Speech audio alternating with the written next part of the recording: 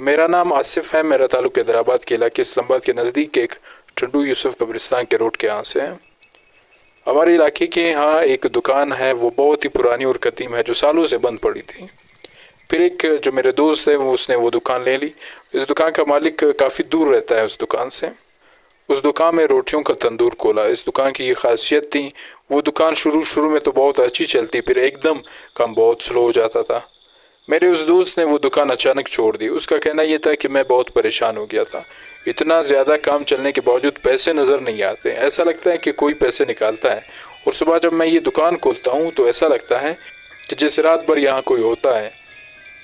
खैर, मैंने उसकी बात नहीं मानी और उसके बाद वो दुकान काफ़ी और लोगों ने भी खोली। फिर 2-3-4 महीने के बाद हर कोई वो दुकान खाली कर देता था। हर कोई यही कहता है कि इस दुकान में से पैसे गायब होते हैं। और रात में दुकान बंद होने के बाद सुबह ऐसा लगता था जैसे रात से लेकर सुबह तक इस दुकान में पूरी फैमिली रहती हो। दुकान की वजह से ऐसा लगता था सब चीज़ें बिखरी हुई हैं।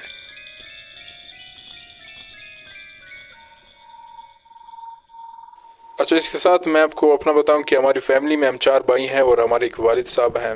वालदा हमारी फौत हो चुकी हैं। मेरे एक भाई हैं जो कि शेफ़ हैं, जो कुकिंग करते हैं। माशाल्लाह से बहुत बड़े पैमाने पर काम है। उन्होंने एक दिन मुझसे कहा कि यार आसिफ, वो शहर वाला पकवान सेंटर बहुत दूर पड़ता है, ये जो अपने यहाँ दुकान है वो हम लोग ले लेते हैं, घर के नज़दीक हो जाएंगे और काम भी चलता रहेगा। मैंने भाई को साफ साफ मना कर दिया कि नहीं, ये दुकान ठीक नहीं है। बहुत मना किया पर भाई इन चीज़ों पर यकीन नहीं रखते थे। मेरे बहुत मना करने के बावजूद भाई नहीं माने। हमने वो दुकान ले ली रेंट पर। शुरू में बहुत अच्छा काम चला। काउंटर पर मैं खुद बैठता था और भाई खाना बनाते थे। हमने 3 लड़के और रखे। हम वहाँ शादी, ब्याह, अकीका और दीगर तकरीबात का खाना बनाते हैं और अहली बिरयानी भी बेच देते हैं। बहुत अच्छा काम चला। हम लोग बहुत खुश होते हैं कि माशाल्लाह बहुत अच्छा काम चल रहा है। पर जब घर जाकर हिसाब किताब लगाते तो पैसे बहुत कम होते हैं। हमारे माल के हिसाब से हम लोग बहुत परेशान भी रहते थे, लेकिन बाहर लोग देखते कि बहुत अच्छा काम चल रहा है। हम लोग बहुत परेशान हो गए थे कि ऐसी हालत हो जाती थी, कभी कोई बीमार है तो कभी कोई।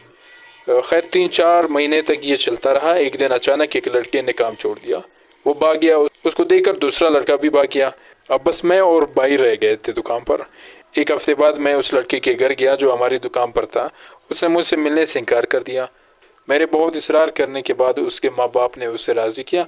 मैंने उससे पूछा कि क्या हुआ था। अचानक उसने कहा, आसिफ भाई, उस दिन जब मैं रात को पकवान सेंटर पर पानी भरने गया था, हमारे इलाके में अक्सर रात में पानी आता है 2 बजे के बाद। उसने बताया जब मैं पानी भरने गया था तो सारी दुकानें बंद थी। मेरे हाथ में एक मोबाइल था। मैंने पकवान सेंटर खोला और आधा शटर गिरा दिया। पानी की मशीन खोली और हैंड फ्री लगाई और लेट गया और मेरी आंख लग गई। अचानक मेरी आंख खुली तो मैंने देखा एक लंबा सा आदमी, खौफनाक शक्ल, और 2 छोटे बच्चे, और वो भी बहुत खौफनाक थे, और एक औरत नुमा चुड़ैल मेरे चारों तरफ खड़े हो गए और मेरा गला पकड़ लिया उस जिन्नत जैसे आदमी ने। मैं बहुत चीखा चिल्लाया पर मेरे हल्क से आवाज़ नहीं निकली। और उसने मुझसे कहा कि अगर अपनी नस्ल बचाना चाहते हो तो यहाँ से चले जाओ और ये बात अपने मालिक से भी बोल देना।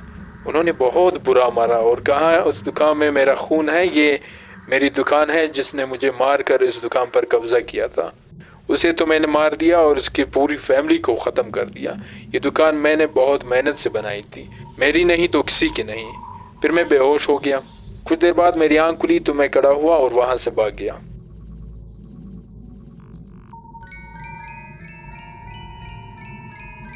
अच्छा, अब लड़के की ये सारी बात सुनकर मैं भी बहुत परेशान हुआ।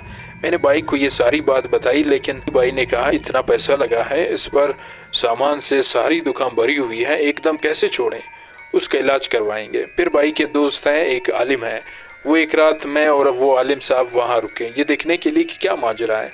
खैर रात के 2 बज गए। दुकान में मैं और वो आलिम साहब थे। अचानक वही हुआ, एक जन्नत जैसी शक्ल, खौफनाक 2 खौफनाक शक्ल के बच्चे और एक चुड़ैल हाजिर हो गए। अब आप यकीन जाने ये कहानी जो मैं आपको सुना रहा हूँ इस वक्त, मुझे अभी भी वो मंजर याद आ रहा है और मेरे रोंगटे खड़े हो जाते हैं। मतलब बाज़ दफ़ा ऐसा होता है जब हम कोई चीज़ हमारे साथ पेश आती है तो हम उसको जब महसूस करते हैं ना, वो मेरे साथ जो वाक़या हुआ है, मैं आज तक वो डर मेरे साथ अभी तक मौजूद है।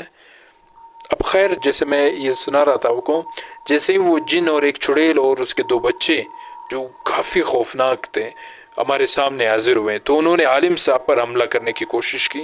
پھر عالم صاحب کے ہاتھ میں جو تسبیح تھی اور ایک نیمبو تھا، اور عالم صاحب مسلسل کچھ پڑھ رہے تھے۔ اس دن کا عملہ ناکام جا رہا تھا۔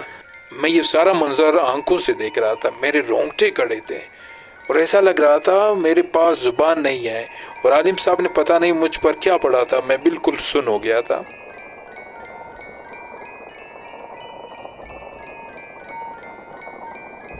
عالم صاحب نے کہا، اس سے چپ چاپ یہاں سے چلے جاؤ، جس نے تمہارے ساتھ ظلم کیا تھا تم نے اسے مار دیا، اب اور بے گناہ لوگوں کو کیوں تنگ کر رہے ہو؟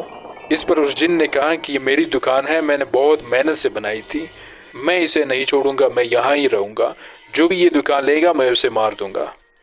جیسے ہی جن نے یہ کہا وہ چاروں عالم صاحب کے اوپر چپک گئے، پر عالم صاحب پر اس کا کچھ اثر نہیں ہو رہا تھا۔ پھر ہمارے عالم صاحب کے سارے کپڑے خون میں بھر گئے، یہاں تک کہ میری پوری دکان بھی خون سے بھر گئی تھی۔ عالم صاحب نے جو ان کے ہاتھ میں نیمبو تھا وہ کاٹا، اور ایک ان کے ہاتھ میں ایک چھوٹی بوتل تھی، اس میں نیمبو ڈال کر ان کے اوپر ڈالنا شروع کیا، اور چاروں اس پانی کے گرتے ہی زمین پر بیٹھ گئے اور اٹھنے کی بہت کوشش کی پر اٹھ نہیں پا رہے تھے۔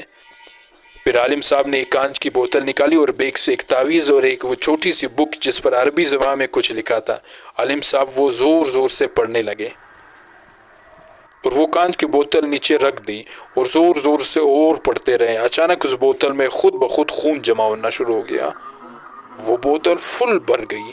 پھر عالم صاحب نے اسے بند کر دیا اور مجھے اپنے آواز میں لا کر وہاں سے چلے گئے۔ تقریباً 3 یا 4 دن بعد جب ہم نے اس دکان کی صفائی کی تو دکان کا ایک کونا تھا جو بہت پرانا تھا اور اس میں ایک بڑا سا سوراخ تھا۔ اسے میں نے کھودا تو اس میں سے بہت سارے پیسے تھے۔ پھر مجھے یاد آیا کہ وہی پیسے ہیں جو وہ لوگوں سے چھپاتا تھا اور لوگ کہتے تھے کہ ہمارے پیسے غائب ہوتے ہیں۔ میں نے وہ سارے پیسے نکال کر عالم صاحب سے پوچھ کر اسے مسجد میں دے دیے۔ آج اللہ کا شکر ہے میری دکان بھی اچھی چل رہی ہے اور اس دکان میں بھی اب کچھ نہیں ہے، اب سب اچھا چل رہا ہے۔ امید ہے آپ کو میری یہ کہانی پسند آئی ہوگی۔ آپ سب اپنا بہت سارا خیال رکھیے گا۔ اللہ حافظ۔